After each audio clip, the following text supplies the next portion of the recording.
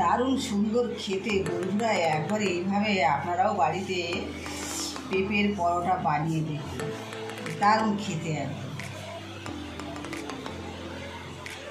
নমস্কার বন্ধুরা, আমি শিবানী। আশা করছি আপনারা সবাই ভালো আছেন এবং সুস্থ আছেন। আজকে আমি এখানে একটা পেঁপে নিয়েছি আর আপনাদের সাথে এই পেঁপে দিয়ে একটা পরোটা রেসিপি শেয়ার করবো। তো আশা করছি আপনারা সবাই ভালো আছেন, সুস্থ আছেন। অনেকদিন পর আমি আজকে একটা রেসিপি নিয়ে এসেছি আপনাদের সামনে। তো প্লিজ বন্ধুরা, আপনারা আবার পুরো ভিডিওটি দেখবেন, আশা করছি আপনাদের ভালো লাগবে। আমার সমস্ত বন্ধুদের কাছে অনুরোধ রইল পুরো ভিডিওটি দেখার জন্য। আর নতুন বন্ধু হয়ে থাকলে চ্যানেলটি সাবস্ক্রাইব করে বেল আইকনটি অন করে সাথে থাকবে। পুরনো বন্ধুদেরকে অনেক অনেক ভালোবাসা, আন্তরিক শুভেচ্ছা, অভিনন্দন। আপনারা যে আমাকে এগিয়ে নিয়ে যাচ্ছেন আর আপনাদের সাপোর্টে আমি আস্তে আস্তে এগিয়ে যাচ্ছি। তো আশা করছি আপনাদের সাপোর্টেই আমি এগোবো। সমস্ত পেঁপেটা আমি ঠিক এইভাবেই ছাড়িয়ে নেব। সমস্ত পেঁপেগুলো আমি ছাড়িয়ে এবং ভালো করে ধুয়ে পরিষ্কার করে নিয়েছি। এবার এই পেঁপেগুলো এরকম একটা গ্রেটার দিয়ে পেঁপেগুলোকে গ্রেট করে নেব। পুরো পেঁপেটা আমি গ্রেট করে নিয়েছি আর ঠিক এইরকম ধরনের গ্রেট করতে হবে। পেঁপেটা কত সুন্দর গ্রেট করে নিয়েছি। এবারে কড়াইয়ের মধ্যে তেল দিয়ে দেবো। কড়াইটা আগে থেকে বসানো ছিল। তেল বেশি দিতে হবে না, সামান্য একটু দিলেই হবে। এটা একটু গরম হয়ে গেলে গোটা জিরে এখানে দিয়ে দিতে হবে। আপনাদেরকে বলে দিই, এখানে গোটা জিরে একটু বেশি করে দিতে হবে। জিরেটা একটু লাল হয়ে গেলে তখন এখানে দিয়ে দিতে হবে গ্রেট করা আদা। এখানে দিয়ে দেবো 3টে কুচিয়ে রাখা কাঁচা লঙ্কা। ঝালটা যে যেমন খাবেন তেমন দেবেন। সব কিছু ভাজার পরে ঠিক এরকম একটা কালার চলে আসবে, তখন এখানে দিয়ে দিতে হবে গ্রেট করে রাখা পেঁপে।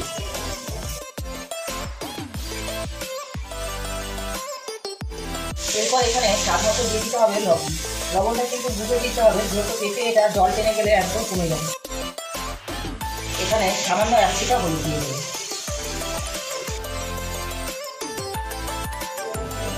একটু লাল লঙ্কার গুঁড়োটা দিয়ে দেবো এখানে।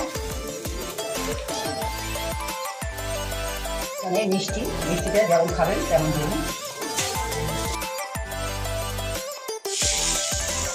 একটা প্লেটে তুলে দেবো, নিয়ে পুরটাকে ঠান্ডা করে নিতে হবে। এরপরে এখানে নিয়ে নেবো আটা। 4 হাতা আটার মধ্যে 1 হাতা আমি ময়দা দিয়েছি। ময়দাটা কম দিয়েছি, ময়দা খাওয়া খুব ভালো না, যার জন্য আটাটা হলো হেলদি অপশন, ওই জন্য আটাই বেশি দিলাম। আর এখানে পরিমাণ মতো লবণ দিয়ে দেবো। দিয়ে দেবো সাদা তেল। দেওয়ার পরে ভালো করে মিশিয়ে নেব। আর দিয়ে দেবো 1 চামচের 1/2 চামচ চিনি। সবকিছু মিশিয়ে নেওয়ার পর এরপরে জল দিয়ে মেখে নেব।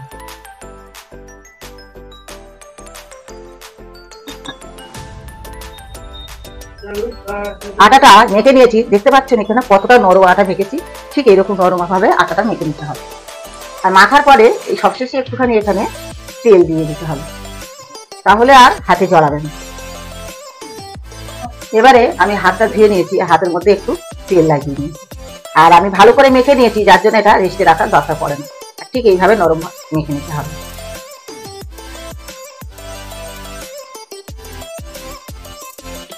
এইখানে আমার টোটাল 9টা লেচি হয়েছে।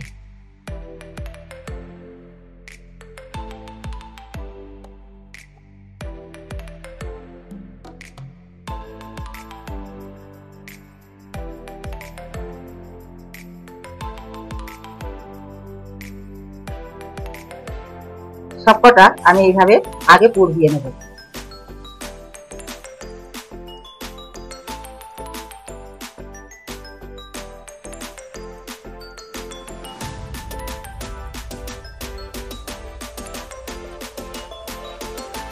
আমি ঠিক এইভাবে সবকটা পুর ভরে দিয়েছি। এরপরে যেভাবে বেলছি ঠিক এইভাবে বেলে নিতে হবে।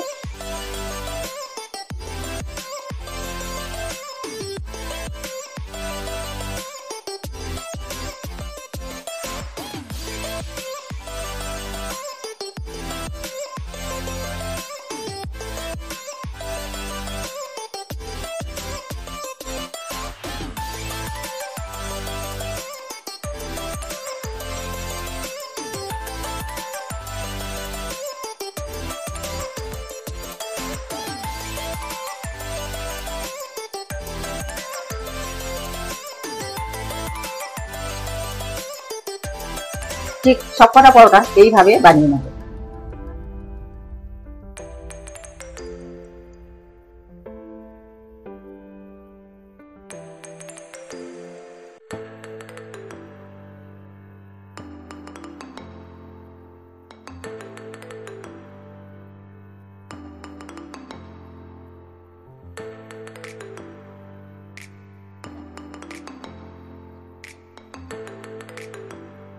যে দিকটা একটু দেখবেন যে এরকম ভাব বেরিয়ে যাচ্ছে সেই দিকটা একটু চাপ দিলেই পুরো পরোটাটা ফুলে উঠবে।